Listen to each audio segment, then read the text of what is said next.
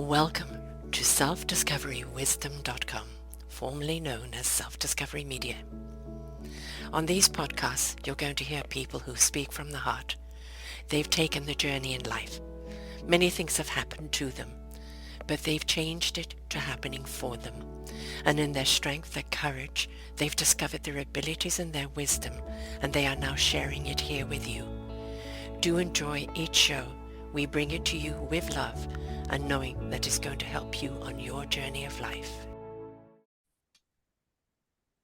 Good morning, good afternoon, and good evening, everybody. Welcome back to another show with Ignite Your Heart and Soul right here on selfdiscoverywisdom.com.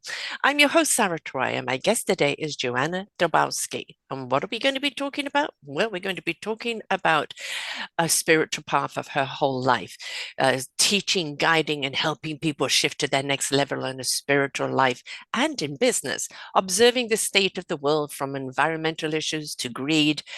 She sees an urgent need for transformation and unity as we step into a new reality. Change is inevitable, yet we resist it. This year, especially, we're being pushed in a big way, stirring up fear.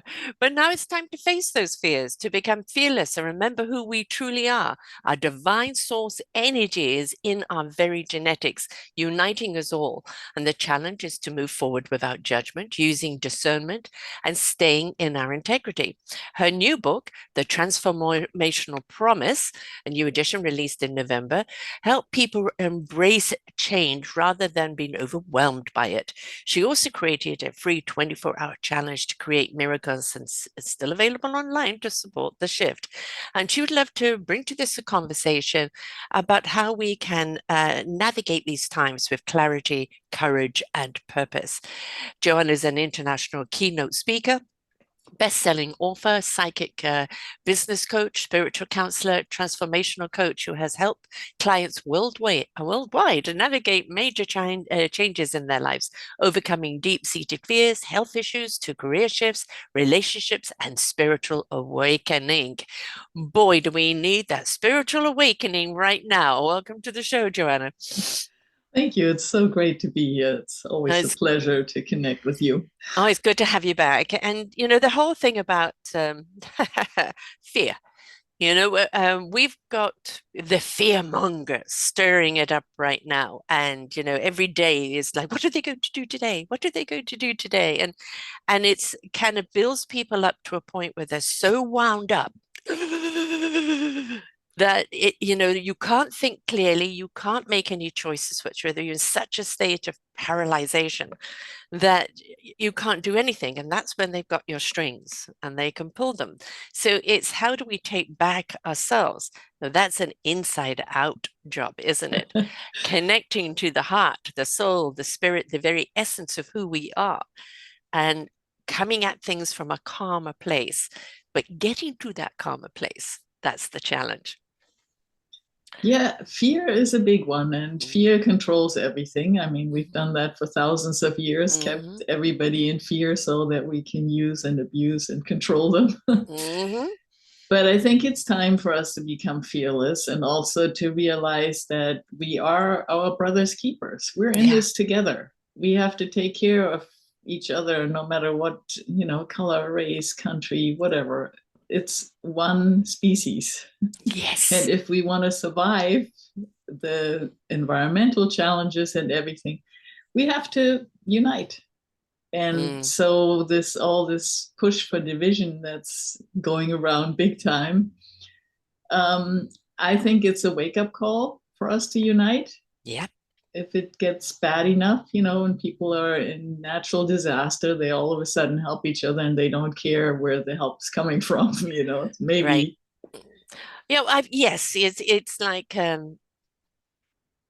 we really want people to connect more from the character of the heart and soul, rather than the color of the skin, the position of their lives, what race or country or anything else. It's like when you connect with people from the heart and soul, from the very essence of a person, you really truly are seeing the divine person, and you can resonate and be uplifted and inspired by that, of what you can do together.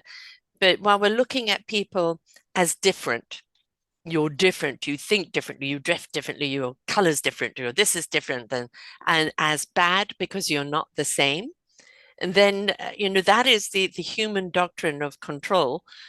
And it is our differences that make us so beautifully unique, and where we actually understand how commonly we are the same.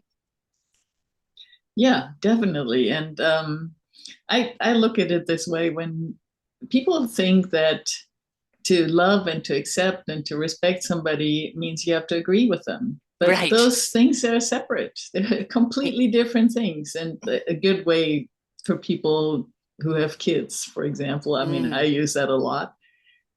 We're all of divine source energy. That's our common denominator.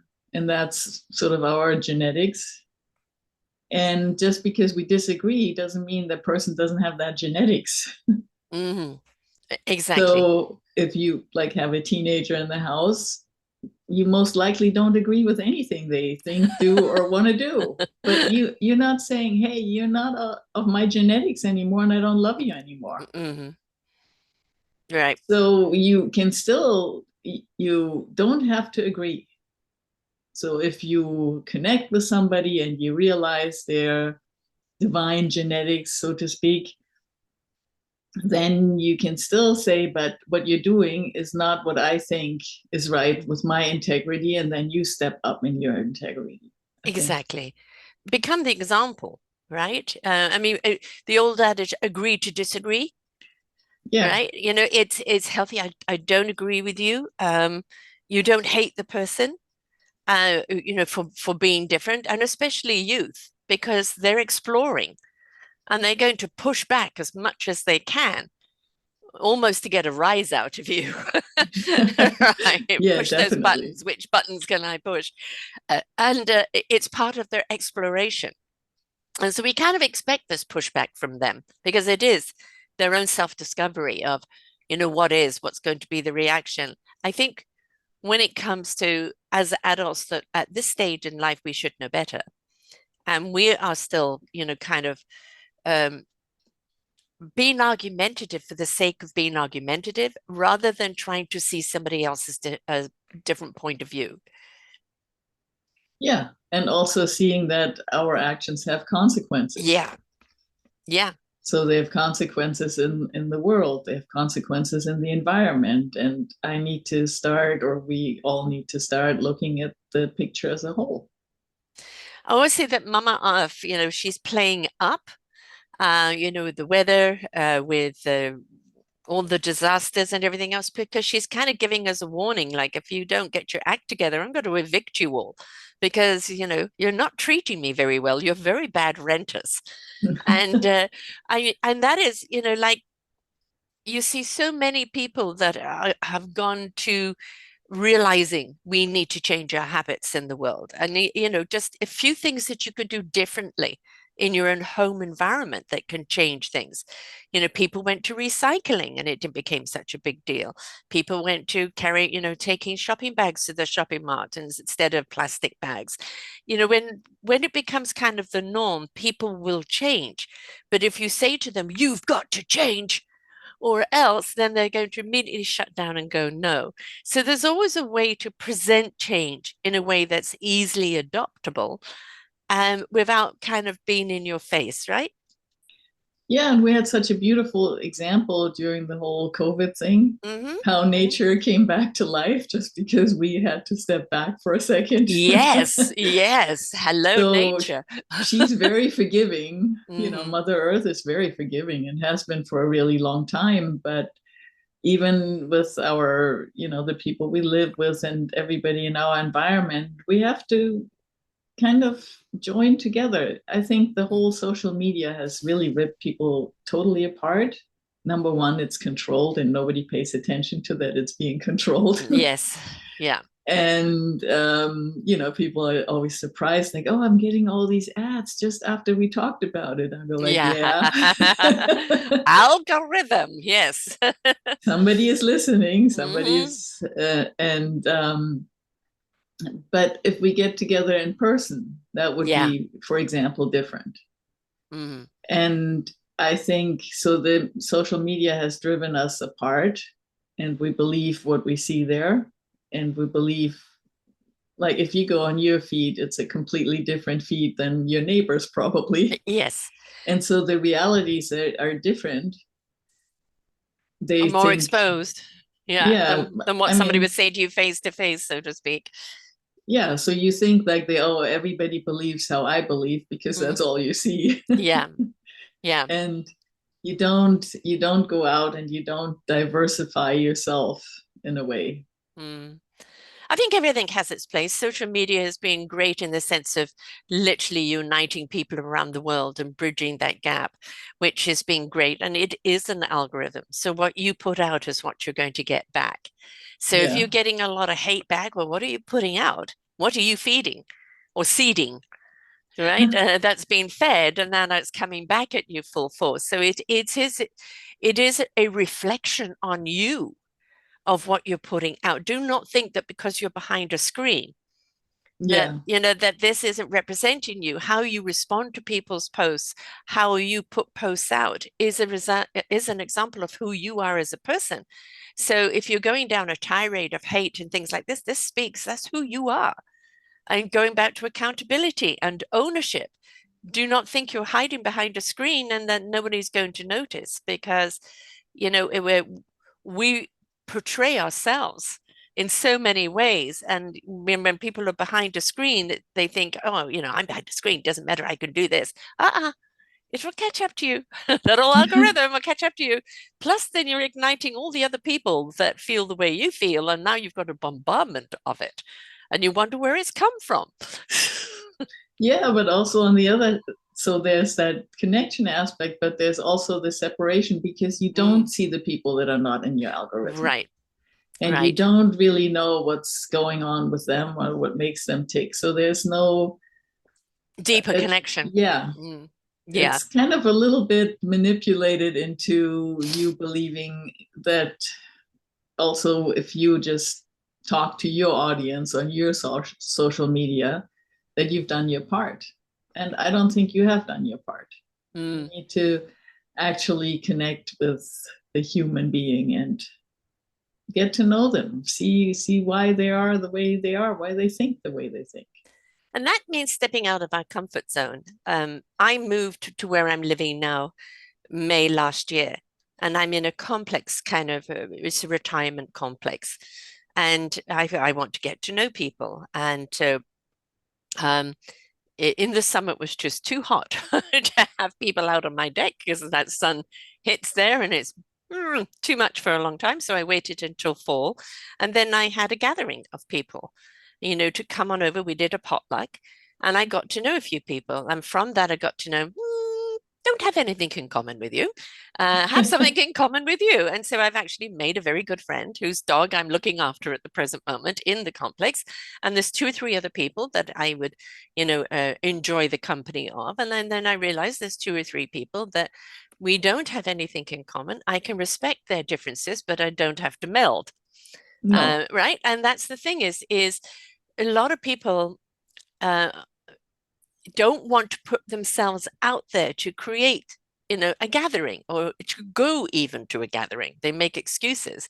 And it's like we have to put ourselves out there in order to meet people. We have to join something. We have to be proactive. We've got to be contributors because that's how we meet people and build each other up. Well, that's also how we become more fearless because we see that the other people that we Yeah. fear on or their whose opinion we fear are just people too. Yes, So when exactly. you can get back to just thinking, I accept you, I love you, Mhm. but I do not have to agree with you. Exactly, exactly. We talk about vibe tribes and things like this. And then there's generally people where you lift each other up, you get each other, you're in the same rhythm. But it's good to have somebody come in that's on a different frequency because maybe they're there to change yours or just to show you there's a different note in life, not just all one note. We have to diversify whether again they become best buddies or whether it's just kind of like, yes, I hadn't thought about that. Where we need to kind of swivel our heads a little bit sometimes and look at things from other perspectives. Yeah, That's definitely a good idea. So get to know everybody and really also get to know yourself and get to know your own, get to know your fears and know what they are. I mean, fear is really useful when you're in a something dangerous situation and it tells you to Run. immediately go up. So it's that old instinct, Yes. there's a big giant tiger in front of you that's to turn around. Um, but that's an in the moment kind of instinctual fear. But what we're dealing with now is like just this lingering fear that has no real substance because it's of something fictional. Fear is fictional. It's never real. It's always based on the past, on Yeah. the past experience, and it holds you back from making a new experience. Yeah, I call it the common sense fear. Don't put your hand in the fire, don't walk in front of a bus, right? Those are the common sense fears. Don't say hello to the Yes. tiger and try petting it, right? Take the common sense fear with you. Instead of being fearful of the unknown, step into wonderment, step into Yeah. exploration. Well, I don't know this, but I want to know. I'm intrigued. Take common sense fear with you. It can travel with you and go, no, don't go down that dark alley at 3 o'clock in the morning. But yeah, at the same time, be willing to open up and explore because I think the more we explore each other and worlds and cultures, the more common denominator we find we are the same. We're just kind of a different dish at the table. Yeah, my mom, whose birthday is today, actually. Ah, happy birthday to your mom. Well, she's no longer with us. Oh, She'd be well, very still. old, but she used to always say that she wishes that school would do a mandatory, that every school, that every child growing up has to have a mandatory month stay in a different country with a Mhm. different family in a different social setting. I agree. I And she agree. said, if we teach our kids to do that right away, then to her that would mean the end of all wars. I agree with her philosophy. At 14, I left England, a very sheltered young girl, and moved to South Africa with my mum. And my mum suddenly found her freedom. Like, in England, it was pearls and tweeds, and she was a widow, and the expectation of what she was meant to do. And then suddenly there's this woman who's kind of found herself and like become so much more. And, for me, 14-year-old, so like shy, having to step out of that shyness because life was really throwing each other into each other's backyard. It was outside living life and very, very connective. And it was at first a shock, and then it was a self-discovery myself of who am I? And and then a few years later, I traveled, and I traveled many countries throughout Europe and went over to the States, and it just became what a brilliant education. What a brilliant education to go into each other's cultures, to see what our common denominators are, our commonalities are, but the wonderful different cultures that each person has and why they have those cultures, why they're repeated. And it's just was such an incredible experience that is so uniting, right? Instead of us against them, it's all us. When you get to there aren't any borders, it's all us.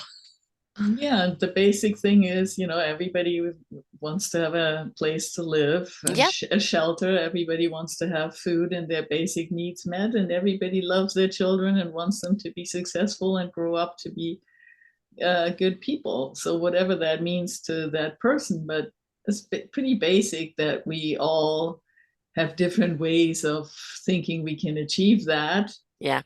but the basic needs are the same and the basic wishes are the same. Yeah. Want to be healthy and Mhm.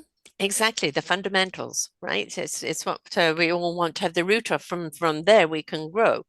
Is the fundamentals are there. Do you find in your transformational, business when people are transforming that many people are carrying past traumas that are especially around childhood? Something happened, that inner child hasn't been healed or has been ignored, and that's affecting where they are now today. yeah, and that's of course when you look at the politicians that are around, that's a big Hmm. case. So trauma Hmm. happens. usually very early on. And unfortunately, we don't pay enough attention to those first years. You know, the Yeah. issues are always with something else. And but if those needs are met in the first few years, and you know, you can't avoid all trauma, No, that's some that just happens, that will definitely shape you. And if you don't deal with it, it will push you into maybe a direction you shouldn't be going. exactly. Unknowingly, because you Yeah. don't know, what the trauma is. You probably don't even recognize it as a trauma, but you know that you're repeating a pattern over and over again, even though it has a different package. Right? You think you go, I'm going, no, this is different package. This is not going to be the same. I'm going to do it differently this time. And underneath is the same patterning. And if we don't recognize that pattern and where it comes from, how can we delete that pattern and insert a new one? Well, yeah, like a big one is feeling powerless, Yeah. which comes from early on. So then you have to accumulate a lot of power so that you are never Mhm. powerless, which is kind of like a crazy idea because we're all going to die. We're all Yeah. going to leave this body. Security is a total illusion. Hmm. And that I talk about that a lot with in the book too. There is no secure place. No. We can be struck by lightning. We can, you Hmm. know, things can happen at any time. So our security has to be in us being the best we can be in every moment Yeah. and being true to ourselves. And kind of rising up on that elevation. I've always got a theory that I used to, the ruler, whether people are metric or inches, I'm still inches, that's the way I was brought up. So like the 6 to 12 are the people that are on the higher frequency, the higher spiritual level, going from 6 to 12. And your 4 and 5 are people who are in self-discovery, wanting to ignite that heart and soul, wanting to step into that spirituality. But you have the 1, 2, 3 that are different levels of piranhas. And the moment they see somebody gathering that energy, they suck the life out of them to keep their state of being, which is angry and fearful and hateful, going, which needs so much more energy than it does to live in a spiritual realm. And that thing is, you can't help those 1, 2, 3s until they recognize they have a problem and they want to help themselves. But like narcissism, how many narcissists will actually say they're the problem and they need to sort it out because they're always pointing fingers at everyone else, right? It's Yeah. very, That very rare for a narcissist to admit it's them. well, which you know, eventually they'll probably learn this lifetime or next one or Next whenever. lifetime, I think. I don't mean, I think a few of them not in this lifetime. But you know, if we don't look at them as narcissists, if we Mm, can look at them as people that have been hurt, people that need love, then we don't hold them to it. So by right. our observation, we kind of put them in the box too. Yes, yes.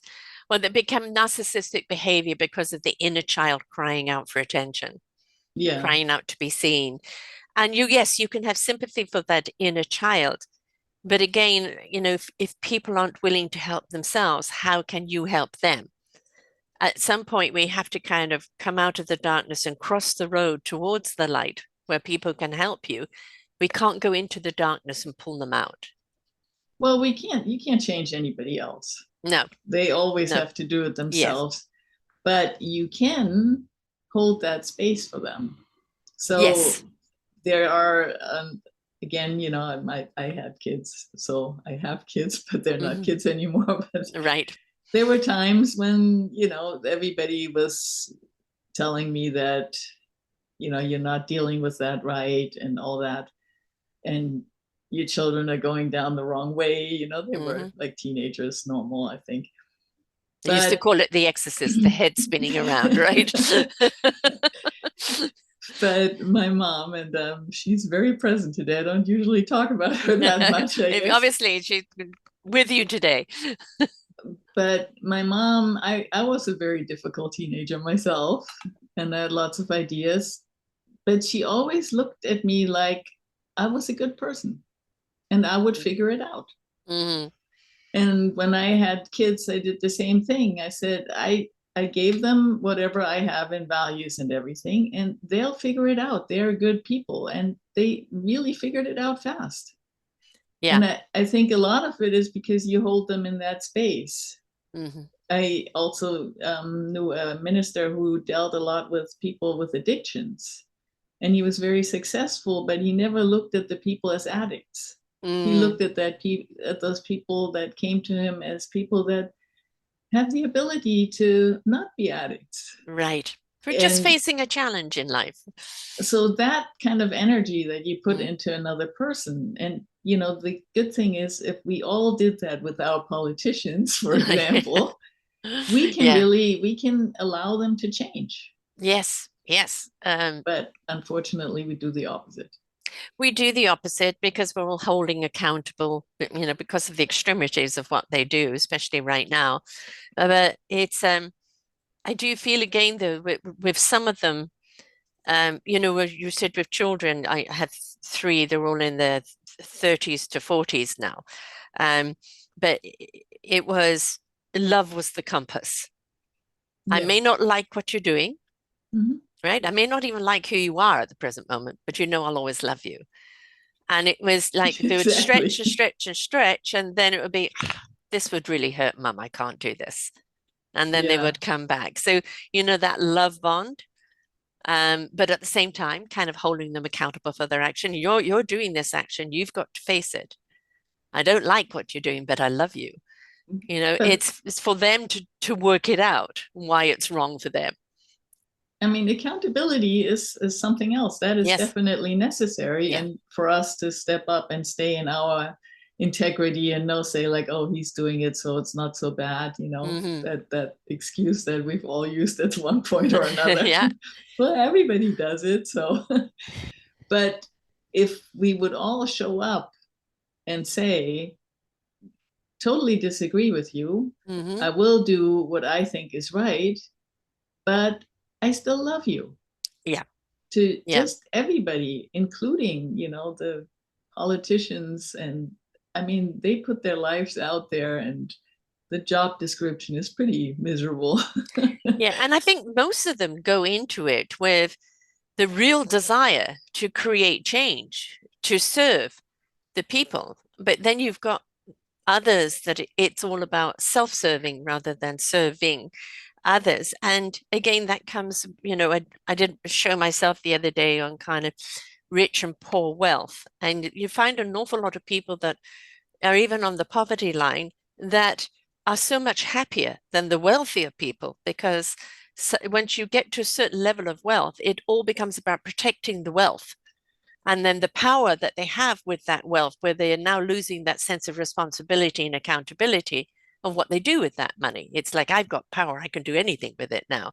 And I think, they become poor in that sense of thinking, where you have somebody that's maybe on the poverty line.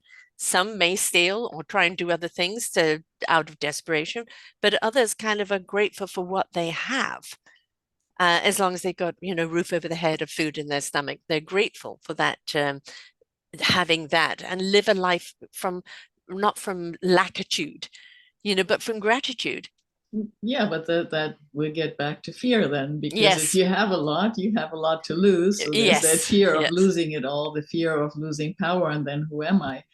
Well, if you're nobody and you just have power and wealth, then if you lose it all, you are a nobody. Exactly. It all comes back down to the enrichment, to the abundance of self. Right? So how enriched and abundant are you as a human being? If you were transported to a desert island where you didn't have the wealth, you didn't have the people where you could just say, do this, do that, do this, do that, who are you there?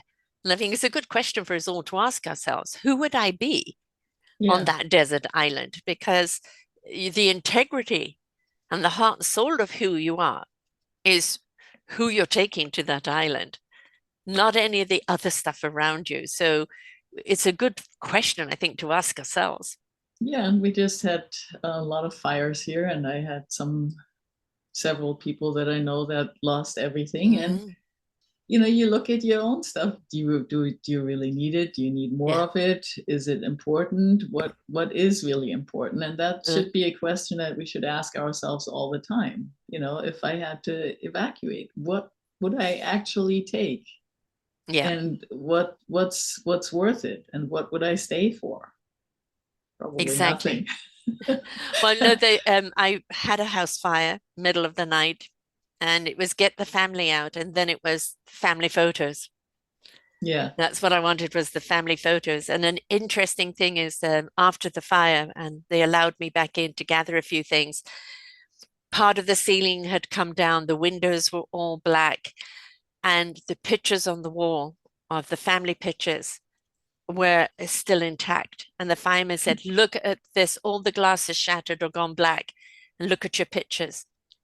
And the room where the albums were, or the windows and everything all black and cracked, but the pictures were intact. Yeah. Right. So, because I said, don't take the pictures. Somebody heard me. So it is that's the memory and the history of your family that you want to keep.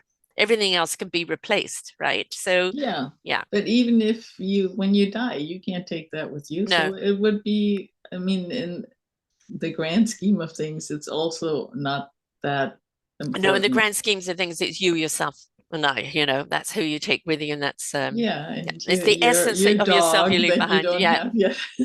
yeah. And it's what you leave behind, I think. That's kind of like as you, everybody's going to go. We've got no option there. That's just part of the cycle of life. It's what we leave behind in the sense of memories.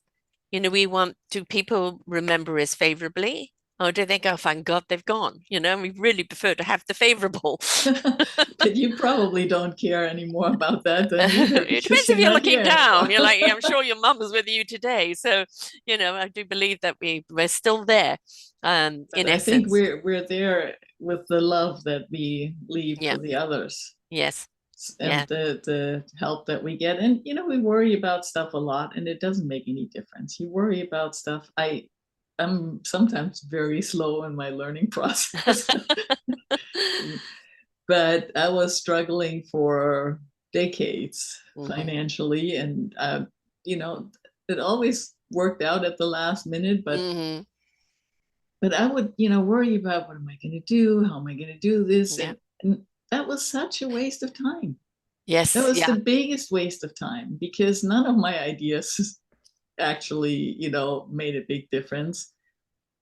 That none of my ideas that came out of that fear made a difference. Right. Not out of fear. No, definitely not. Because again, I feel that when we're in a state of fear or anxiety or even depression, we crunch.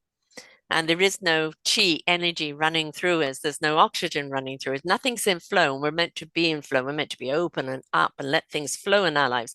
And that is the clarity. That is the wisdom that comes through that will give you the idea of what to do, Yeah. in your present situation. But you cannot receive that if you're crunched down and tightened up. And that's the worst place you could be to try and get, resolution. You're not going to get it in that state of being.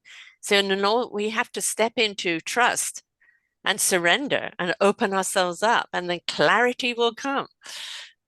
Yeah, and I did that by, facing the fear. So I Yeah. would actually, sit down and think about, okay, if I lose my place to live, Hmm. I'd be homeless. Then what would happen? And I would keep going and going down that way. And well, wherever I ended up, it was still me. Exactly. And I've been homeless, and I was with me wherever I was. Yeah. You know? And so I thought, like, okay, I don't really have to go there to figure that out. I just figured that out. So I'm fine. Right. And then I started playing around with it and I designed what my shopping cart would look like to just give it a little bit lightness and humor and then I was done with it. And I Hmm. never went back there. I never thought about it again. And things completely changed after I faced that fear of, okay, so, what's the biggest fear? Maybe the fear of dying, but that's inevitable. Yeah, and it's not so much the fear of dying as sometimes it's a I've still got stuff to do. Let me finish that first. And of course, not dying horrifically. Everybody wants to just peacefully die in their sleep with their loved ones around them. That would be nice, um, but you can't do anything about that. When it's your time wherever you are, and so why worry about something that you have no power over? Right. And since we have no power over almost anything, Right? Yeah. To actually have control is to realize you have no control. yes. And then to just know that, yes, I am taken care of and I get to show up as the best version of myself that I can muster up at any given day. Some days it's a great person, some days it's a cranky person. Yeah. But that's the best I can do at that day, then that's good enough. This is really where the transformation is about, isn't it? It's going from that almost what I call lackitude, lack of gratitude, um, to actually realizing that, we are abundant, that all the abundance inside of us, and transforming into a way to not look at things, but rather look at who are we in this circle of life, what really matters. And, that transformation and that journey to getting there, which means letting go of societal dictation of what you should be. Yeah. Which is a hard one for many people because we keep looking, especially social media, as you pointed out, your family, your spouse, your colleagues, you're always looking to be validated. And that validation has always been inside of you. And you don't need anybody else's approval, but we've been conditioned to constantly look for that approval. And that's hard to transform from, isn't it? Yeah, and the approval never lasts. No. 5 minutes later you're looking exactly. for You're in the one dog minute box later again. Yeah. looking for the next thing to be approving of you. So you have to know who you are and you have to love yourself. So a lot of that, I think also with trauma, because we talked about that earlier, a big part of the healing is that you didn't support yourself in that crisis. So when you allow a bad situation to happen to you, or you didn't allow it, but to your inner child, you still feel abandoned by yourself. Yes. Yes. And you need to maybe revisit and say, hey, I'm sorry I wasn't there to protect you from this, but now we can move on. And I'm here now, and we're here 100% together. And to actually understand that when I was at an event last night and we all have to stand up and kind of say, who we are and what we do. And then it was like, kind of what would be something that would, be a challenge or something to be aware of. And so I said what I did and everything else. And I said, something to be aware of about me is I'm overpassionate. And at the time that I did that, I could feel my inner child come up. And that's always been me, a little over enthusiastic on the passion side of things, And I felt the child kind of say that almost in a naughty way. I'm over passionate, and I think it's like it's okay to let that inner child come up and kind of be with you and be playful, right? I don't think there is an over passionate. No. To some people, they might find me a little so because I am definitely, but I think into a world where people are still trying to find that control, where are the reins? I want to control the situation. My enthusiasm and passion is a little too much because they're trying to control still. They're still trying to contain. And I think if you're a person that's given that up and it's like, okay, c'est la vie, what will be, then you understand passion and you're not afraid of it. But, for people that are still in that transformation. Well, so the thing is, why I wrote the book too, is this transformation that is forced by circumstance. Yeah. Yeah. And then there's the one you can initiate yourself. And yes. Initiating yourself is easier. It's like, you can walk out the front door and then repair your house, or you can wait till it falls on top of you and then scramble out somehow and hope that you don't get too hurt and you survive. But we have that option always. And right now we have that option in a really big way. Yes. Because, the fears come up. A lot of people are losing their jobs, their homes, their, sent Sanity. into places, they're being, deported or whatever. That brings up a lot of fear. And that fear then again will turn into wanting to control other people eventually. Yeah. Because that's, How you think the you're in control. completely the wrong way to go if you want to create friends in the world. But Yes. So we have that option right now to actually transform ourselves, to acknowledge that there is no security. We need to be fearless, and we need to stand up for who we are and our integrity. Yes. And we have to do it without judging and demonizing other people. Yeah. We I think, have to accept and love them. yes. And I firmly believe that the inspiration begets invitation. And when you step up in invitation, when you become the chorus and you're inviting other people to sing along with you in harmony, then it is, I need your essence in this chorus. Step up. Let's sing together. And then people don't feel so intimidated. When you feel you're on your own, it's so fearful. What am I? I'm only one person. I can't make a difference. Well, let your voice start singing, and somebody else will hear that and join you. And that chorus will build and build and build. And now you've got this transcending, beautiful collective human voice that is all singing harmoniously together. And then you realize the power of us. Yeah. But it started with you. Yeah. And so I'm hoping that people will really step up, and we had great example. We had Gandhi, Martin Luther King. We had a lot of good examples over the years of people that actually, stepped up and did things differently. And we don't need to wait for one of those people. No, We can be that we need to be person. that. Yes. We need to collectively be that person Yes. now. I mean, we are seeing this like around the world. There's an awful lot of people out there marching and singing that one particular song by I can't remember Billy, what's the name? But it is about repression. We're not going to be repressed. We're not going to be controlled. We are, a peaceful mass of energy, of positive energy, meeting your negativity, and our collective positive energy will diminish your negativity, and you can either join us or wither away.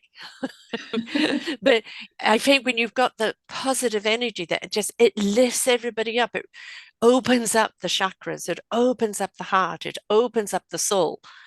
And you believe anything is possible when you're in that state of being. Everything is achievable when you're in that state of being. But it's getting there. And I think this is like every time we have a crisis, what did COVID do for us? Yes, it killed a lot of people and it was really very, very hard on many people. But at the same time, it became an enormous transformation for people where they had time to pause and look at their life and go, I don't like the road I'm on. I'm going to redirect and go a different direction. And that became that gift of them, because most of the time people don't take the time to pause and realize I'm repeating the same cycle, expecting the same results, and I'm hating my life. It's pause, look at it. What do you need to do to redirect? What do you need to do to transform? So maybe this collective transformation right now, where we're all fighting against those powers that are wanting to suppress us and control us. And we're saying, you cannot control us. We're free spirits. And our spirit isn't just in one person, it's in collectively all of us. You can't fight that collective spirit because it's too much for those negativities that bounces off them. It is. And, but silence is very difficult. To be in silence is very difficult because you get the clarity and you see the dirt. Chatter, chatter, chatter, chatter. Yeah. So, running around is a lot easier. And even if it's in fear, it still seems easier unless you actually discover that peace inside. then you don't want to let it go again. No. You know, I call it the cosmic nudge, nudge, wink, wink, or 2x4. That's pretty good. We all get the nudge, nudge, wink, wink, right? And we don't pay attention to it. And along comes the 2x4. And everybody that I've interviewed over the last nearly 13 years has said, I'm so grateful for the 2x4. It was horrendous at the time. Yeah. At the time, I bottomed out and I had to rebuild, you know, whether it was health, it doesn't matter what it was that hit them. But they were so grateful because they had to learn to get back on their feet, to look at what's really important, to connect with themselves, go through the process of healing and becoming, and then stepping into the meaningful purpose of the gift they are and the gift they were always meant to be. And they say, I wouldn't change it for anything, but except I wish I'd heard earlier. You know? But we don't, because we're humans and we wait for the cosmic 2x4. Yeah, and we're getting it right now. Oh boy, we're getting a few 2x4s right now. Entire building of it. But that's the wake-up call, isn't it? Yeah, but there are a lot of voices out there that are really amazing. There's a historian in the Netherlands, Rutger Bregman, who wrote a book, Utopia for Realists. It's a great book. And, you know, there's a lot of people stepping out there and saying, you know, we got this. Yeah. We just need to change the way we do things. I think it's also we have to change the way we present something. You know, one thing we have looked at is a lot of spiritual or intellectual common sense in the way of books and leaders, but we need kind of the common man or woman, and I think it's the era of woman. Yeah, I call it this. I've got a new genre called the Sisterhood of Common Sense Love, and all the men that love and support them. And what it is that, you know, when you're running a household, it's chaotic, and to bring that chaos back into order, you have to roll up your sleeves and step into common sense, but always from a place of love. And I think that's where we're at right now. And I think it's going to be the women and the men that love and support them that are going to be, we're rolling up the sleeves. Look, this has gone too far. We've got to change this. Yeah. There's no common sense here. None of this makes sense. So what are we going to do about it? And I think it's going to be women that are going to change everything. And we know how to come together. You're good at dishes, you're good at vacuuming, you're good at this, and let's come together and create a whole where we now become that force to be reckoned with. And it's not a villain force, it's not an out to get you, no pitchforks. It's about love and getting back on track. Yes, that's what it's about. It's about love, and it's about stop thinking that, you know, we're better than the other person. Yeah. And stop thinking that some cosmic person is going to come down and save us because we think of ourselves as good and the others as bad. Right, exactly. I don't think that's going to happen, because and in the meanwhile, while you're waiting, you know, while you're saying, oh, holier than thou is going to come down, I'm doing evil acts. Well, you know, no, you know, whatever your divine belief is, God, universe, spirit, source, energy, it isn't an entity that is out there to save you. It's what's within you. Yeah, your God is within that you. We have within that yes, needs to come out and save us. And right. I think it, you know, I have great faith that we can do it. Yes, I believe that we can, and I think, you know, this is the invitation right now. Right, we're looking at another form of virus that, if we don't get it under control, you know, will infiltrate very, very quickly. And that is kind of like a disobedient bunch of children out there that, you know, we need to give attention to. And I love the way you've got to write 1,000 times, I will not do that, you know, and kind of put them back on track. And I am not sure that we're going to be able to put certain people back on track, because, you know, again, you have to be willing to realize you have an injured child. You have to be willing to know that you need to go in to heal. And, you know, for some people, they're so far gone from that, it's still everybody else's fault, and they will never look to it lies within them. But what we need to do is not give them the power, because they're operating from their pain, and we need to combat it with our love. Yeah. So, but, you know, if you give them the love that they are looking for, then maybe they have a chance to look at, their inner child and what they're doing. And, since people wake Ignite their up, consciousness. people wake up. Yeah. I have great faith in that. But I think also they have a role. I mean, these 2x4s are Yes, 2x4s in service to us. exactly. Because we needed, like the universe gave me a saying about 7 years ago, the universe is going to shake us up, to wake us up, for us to step up, to change it up, and to grow up vibrationally. But also as a human race, grow up.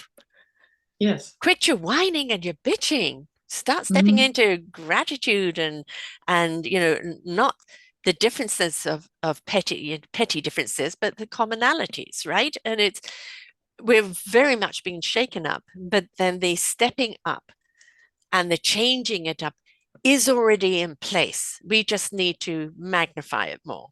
Yeah. And we need to acknowledge that those 2x4s that are flying at us Mhm.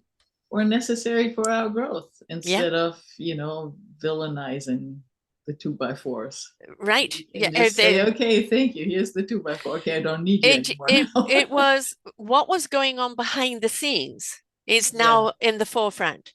Yes. So it's been happening, but it was more stealth. Yeah. Now Sort it's of more the of a frontal undergrowth attack. is Yeah, coming into the sunlight and we see the dust and the dirt and the grime, exactly. And especially so our own. exactly. So we always say that while you're pointing a finger, there's three fingers pointing back at you. Well, Yeah. now you're aware. What are you going to do about it? What's your responsibility? What action are you taking? Right? And it's you don't like what you're seeing. How can you be a part of that change? And people don't realize when we become the change, when we Yeah. become the love, when we become the peace, we bring about change. Yeah. And there's always room to grow. I Always. mean, there's tons of things during the day where I know I could probably do better. Well, this is the biggest transformation that we're going through right now, right? Is that self-awareness, self-love, self-care, to actually understand who we are, why we are, and what we're really here to do. And then to look for our orchestra, to look for our choir that we can be, we can belong to in harmony. And I think that beautiful transformation of seeing you for the beautiful essence you are is Yeah. the gift to humanity. Yeah. So let's inspire everybody and change the world together so that everybody find their own integrity and their own love, and let's change things around. So many people I come across, kind of in that state of fear, one way or the other, whether it's political, whether it's changes in life, whether it's their love life, or just their state of being. I mean, I spoke to somebody the other day. I live on my own. I think I need to sell my house and move in with my brother. I think I need to buy a gun. And it's like really at that, hysteria stage there of fear. And the one thing I've learned in life is that when you're in that state of fear, you invite more things to be Yes. fearful about.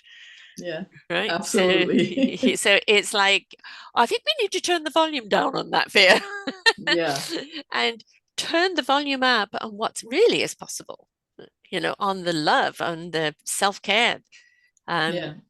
Because that's when we know that most people will go after the energies that again are at that 4 and 5. And if you're at that higher elevation, they can't see you in a sense because it's definitely kind of that black and white thing at that point. They've got to rise up to a certain level to actually understand where you are. So that's the invitation, whether they take it or not.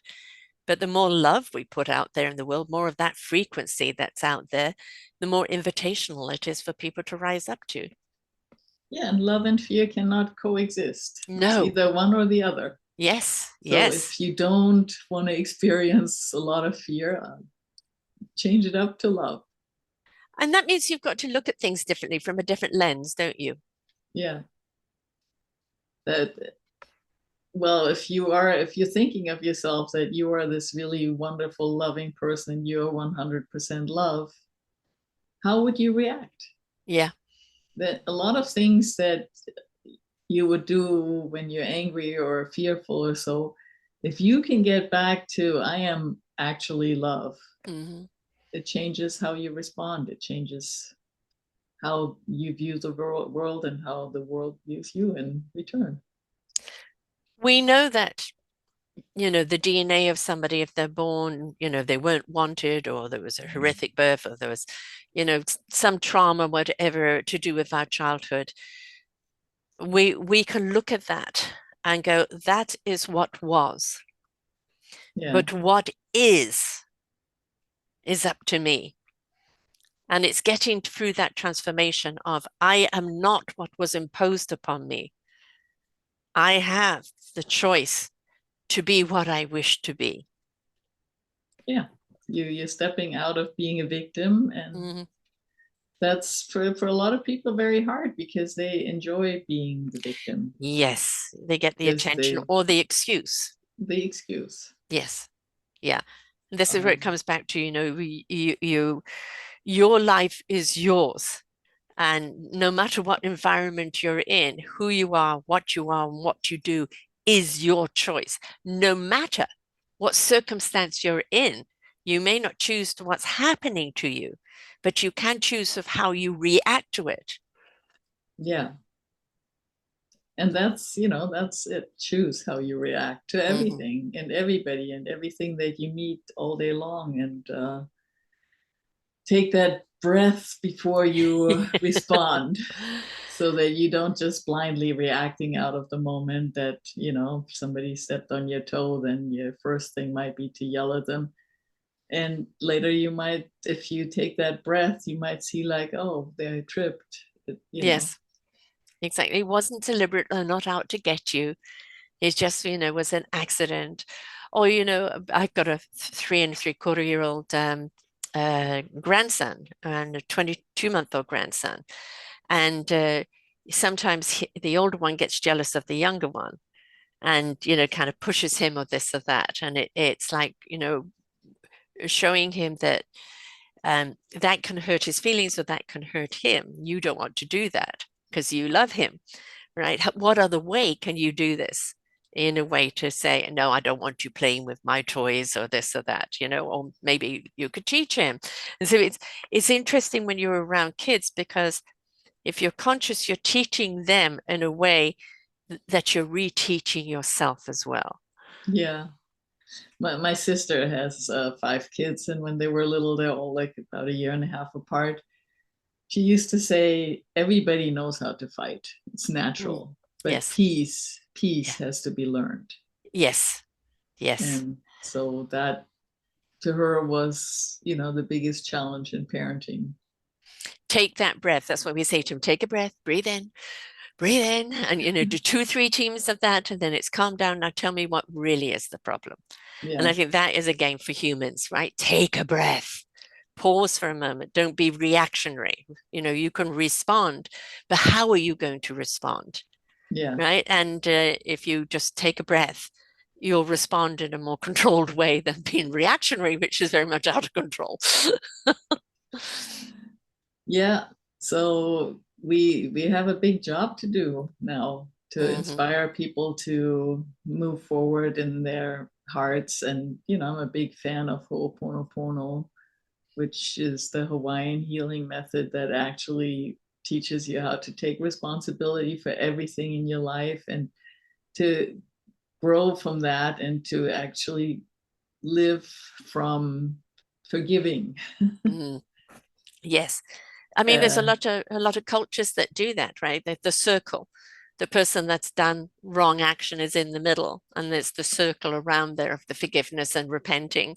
And it's not like what we have, you're off to jail, innocent or guilty, it Yeah. doesn't matter what the circumstances are. It is more of, why did you do that? Recognizing it's wrong, repenting and apologizing, and the community forgiving, and loving instead of condemning. But we've stepped very much into condemning, Yeah. judgment and condemnation, Yeah, judgment is a big thing, but we're always judging ourselves when we do that. So Yeah. If you really are at peace with who you are, then you can allow other people to be at peace with who they are.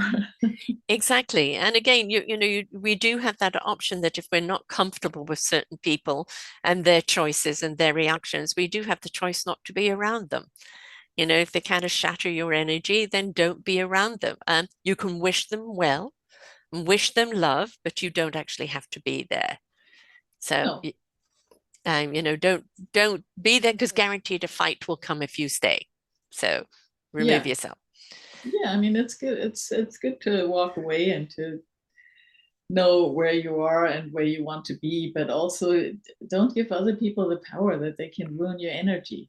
I mean, that Exactly. even when you're around them, you don't have to take on their energy. Right. You Right. have to constantly work on yourself. Like, who am I? Who am I really? What am I here for? What am I doing? And then those people are no longer, I mean, there probably is no need for them, and you'll meet less and less of those people. Exactly. Again, like we've got to realize we're actually an algorithm as well. Yeah. Right. And so we're going to, like attracts like. Uh, if you are meeting people all the time that are argumentative or hateful or judgmental, what is that reflection on you? It's like, oh, perhaps I'm being like this, and that's why I'm attracting it. If you're attracting people that are more into that love and peace and productivity, then you will, that is what you're putting out. So we've got to realize what we put out is what we receive. Yeah. So that's, also the thing with when you point your finger, three fingers are pointing back. Exactly, exactly, exactly. Yeah. So it's all about us and our own growth, and I think we need to start doing it Yeah. to really And become aware. it's like people refer to darkness as being bad, and there's different types of darkness. There's the darkness where it's almost soulless, and it's apathy and just complete removal from anything. And then there's which I was at one stage in my life. And then when I came out into the light, I felt shadows chasing me. The light was very bright. And then as I accustomed to it, I realized the shadows were contouring my life rather than overpowering my life. And now I go into the dark in order to see my clarity. And I see Yeah. the darkness in a different way. And it's like, don't look at dark as being evil. It's what's going on in the darkness. Is Yeah. it escapism? And the worst thing we can have is apathy, isn't it? If you've got anger and everything else, you can still work with it. But if you've got apathy, it's so hard to kind of switch back on again. Well, if you find yourself in darkness, all you have to do is switch on the light. But what Exactly. happens when you switch out the light? You see all the dirt. True. Or become the So light in the dark, which is where I feel yeah, I am but now. you have to kind Yeah. of do the cleaning. If you Yeah. find that you're, surrounded by darkness, then turn on the light and clean the dark corners. And be prepared to do some housework. Yeah. On Be, yourself. Don't on clean other yourself. people out. It's your corner. Yeah, exactly. Clean your own house before you try. Tell somebody else how to clean theirs. Yeah. Yeah. Now, you've also written another book, which you co-wrote with somebody else, but the 28 Days to Joy, Love, and Prosperity. Um, yeah, I wrote that with the illustrator together. So I, Right. I actually wrote the book part, but that is a workbook. It's 28 days to daily exercises. It's not easy to do. I mean, you No. ever done workbooks? Like after day 5, you go like, I can't do this anymore. Because things actually start to sort of shifting. So it's just a nice, I do it every now and then. I don't push stuff on people that I don't believe in. So Right. that is out there. It's also available in bookstores, and As well as The Transformational yeah. Promise, which is a book about love, healing, and the flow of life. And the flow of life is so very important, isn't it? I do believe that we need to get into a rhythm, into a flow. We look at our oceans, we look at our air, we look at our blood in our system, we look at energy. Everything needs to be in flow. When it becomes stagnant, Yeah, that's when things exactly. start backing up. So we need that fluidity in life and to get into that rhythm and flow. Flow is not a straight linear. It Yeah. dances in many different forms. And when we in that flow, we surrender and just give ourselves into that flow. That's when we truly kind of connect to really what is important in the now. And I think, again, that word surrender, a lot of people are so scared of surrender. What am I surrendering to? Well, you're surrendering to yourself. So you can actually hear yourself from the inside out. Yeah. Yeah, it's the transformation promise. And I named it that because we will transform. So transformation is an actual promise. Yes. And it's really a book to get to know your own dark corners and let them go and just live life much more fuller, and to realize where you're stuck and where you can expand. So it's about expanding yourself on all levels and not get stuck in old patterns and things you've always done. Yes, exactly. Which is not what we want you to do, because by breaking that cycle, and I think that's kind of the biggest epiphany for most people. I didn't realize I was on that loop. Yeah, well, sometimes we need to do a lot of turns on that loop before we, or, it's again fear. We're afraid what will be if we step off that loop. Yeah. The fear of the unknown is much bigger of the fear of suffering. Yes, and I feel we don't need to suffer. We can struggle. And we're struggling to find ourselves. We're struggling to be who we are. But to suffer doing it, I think, is a choice. If we're suffering, we've chosen to suffer. But if we look at it, it's a struggle, but I'm going to get there, rather than suffering and it's, more traumatic. So I think it's kind of when we look at it. Even, expansion is usually not suffering, is staying there. But even if we suffer and we're really miserable, our fear of change, even if the change provides something better, is usually bigger than the pain of the suffering. Mm-hmm. Yeah. And so I kind of try to make it easy where people can see small steps and then take bigger steps in stepping out and losing that fear. So it's a fun book, and surprisingly, a lot of younger people. Good. Reading it. I was, I had the midlife crisis kind of people in mind when I wrote it, but a lot of people in their early 20s have written reviews and come back to me and told me that it helped them figure out what they want to do with their life and clarifying that. So that was nice feedback, actually. Well, that's what people, the younger people right now is like, I don't know what future I have. A lot of us are kind of saying, what is the future? Well, we're in that change, and how that change affects us is how much we participate in that change. But for a lot of younger people, it is, I'm meant to be in the exploration of life and enjoying life, and instead I'm looking at this and I don't know where I belong.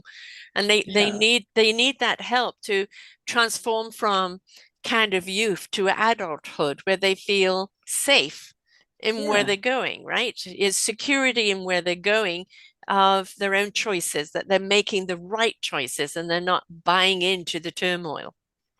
Yeah, and we are leaving them whole Home load Depot of garbage in the corner of 2x4s that are flying at them. So let them take those 2x4s and build a house, yeah, rather than knock them sideways, right? So it's changing. Right now we're throwing those at them, and so when at the end of last year, a lot of people were so depressed and also hateful and everything. So I came up with a 24-day to create a miracle challenge, and I turned that actually into a workbook and the video prompts.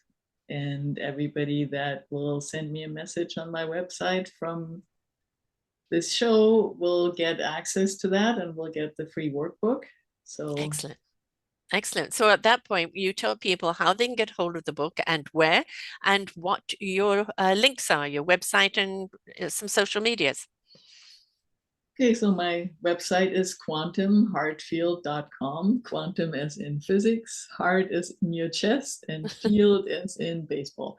.com. So quantumheartfield.com, and all the information is on there. There's also the social media links, and there you can sign up and contact and mention this show and Sarah, and you'll get the workbook and the 24-day miracle challenge.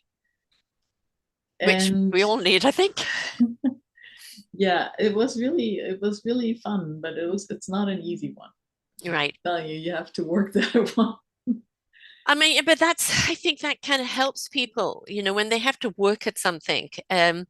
I think the transformation is even bigger. If it was just all easy, snap a finger, 1, 2, 3, 7 days, you're going to be transformed. No, it's a Yeah. process. You can achieve this step in so many days, that step in so many days. It's again, how proactive are you in your own healing, in your own journey? And some people may take leaps and bounds in certain aspects of their journey and may stagnate or struggle through another part of it. But it's be willing to know that there are many layers to this journey. It's not like a one fix all, right? It's not a crazy glue. Yeah. It is about process, and that you'll get to a certain level and you feel so much better, and then you realize there's another obstacle. But now you've got the tools to know how to deal with that obstacle so you can get through it faster. Yeah. And I think it worked I got a lot of feedback when I was running the live challenge. So I know it worked for a lot of people. And so I refined it a little bit, and it's out there for all your listeners for free. Excellent. Wonderful.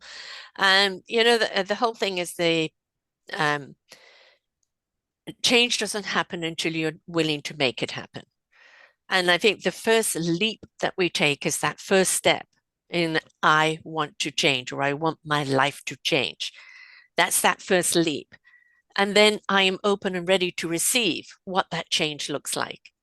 And the reason why I do these shows is to bring people on like yourself who can help people. And when people resonate with you, they feel you, they hear you, and they feel that you're talking to them, then this is the person that's going to help you on whatever next stage, or maybe the full stages, who knows? But you want to find somebody where you feel, I hear what they're saying, I resonate with them, because that connection has already vibrationally been made. And that means when you go to their program, you're going to get it because you understand who they are and where they come from. And then I think it just makes the journey so much easier. So I think it's really, really important that we look to that. We're not meant to do it on our own. It is our journey. We've got to walk it, but there are people that can give you tools and skills and encouragement along the way that you can apply. As my motto with these shows are: listen, learn, and apply. And that's what all coaches are like that. They're about, here, listen to what I have to say, learn what does it mean to you, and how do you apply it to your life to help you move forward.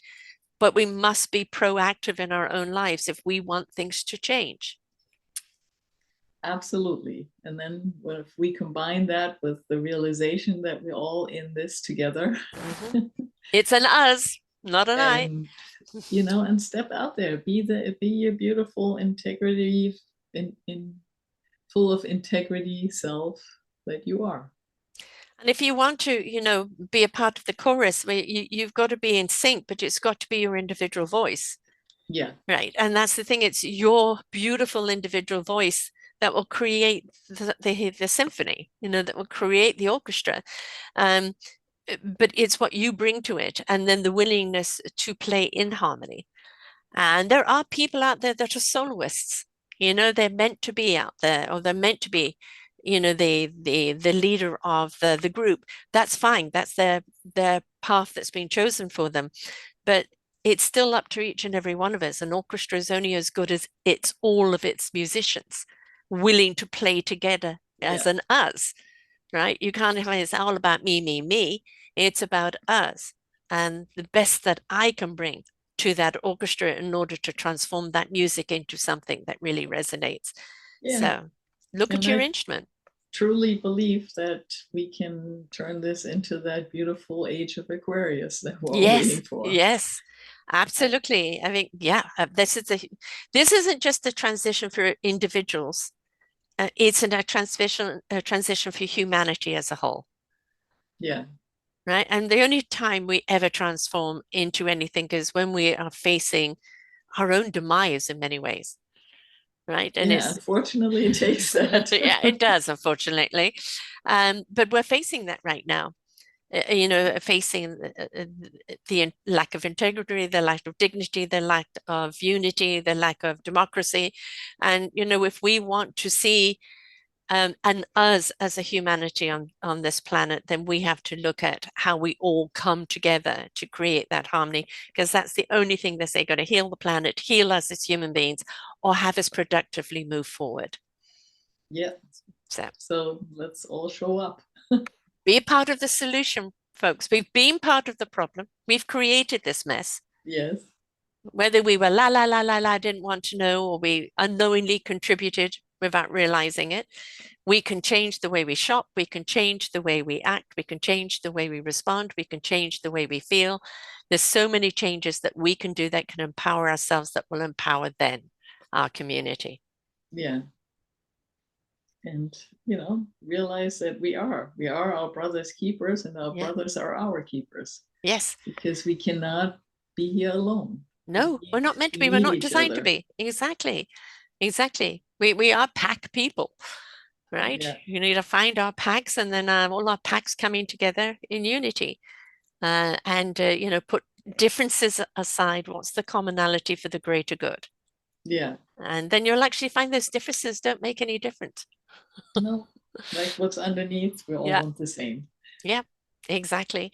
And we're there at that invitation right now. So folks, it's quantumheartfield.com, also Instagram, Quantum Heartfield, and Facebook, Johanna Derbolowsky, which is Derbolowsky. And you can find her on those social medias as well. The book is in Amazon, The Transformational Promise. And we need transformation promise, sorry. And that is, where we're at right now, that this huge invitation of transformation. And, the fact that your book has come out at this time, and that, this is what people are, I know we need to transform. I don't know how, where, what do I do? Well, here is a book that can start you on that path of understanding not only the need, but the how. Yeah. Right? Which is important. Thank you so much for being with us here today, Joanne. Well, thank you so much for having me on the show. It's always a pleasure to see you. Always a pleasure to see you too. And, although it's turbulent times, it's like we will reach shore safely, and it will be the promised land, because we're bringing the promise. Yeah, that's good. I like that. I like that term. So thank you very much. And to everyone else out there, remember, we have been part of the problem as a human race, but we have an invitation right now to be a part of the solution. And that it comes down to each and every one of us, of what are we going to do to change in our own lives, to be the harmony, to be the love, to be the peace, to be the productivity of what we need in this world. And how do we come together with that? So raise your voice, not with a pitchfork, not with a screech, but with love, and find that love within you, and please share it out. And until next time, folks, bye for now. We hope that you enjoyed the show. There are so many more for you here on selfdiscoverywisdom.com. Just go to the podcast tab at the top there, and you will see all the many genres and all 3,000 shows ready for your listening. We are here to serve you, to help you on your journey of life, and we know that through inspiration, it begets invitation. We are supported by you, the listeners, and those that we interview. Anything that you can spare us in donation would be greatly accepted, and we do hope that you enjoy the next show.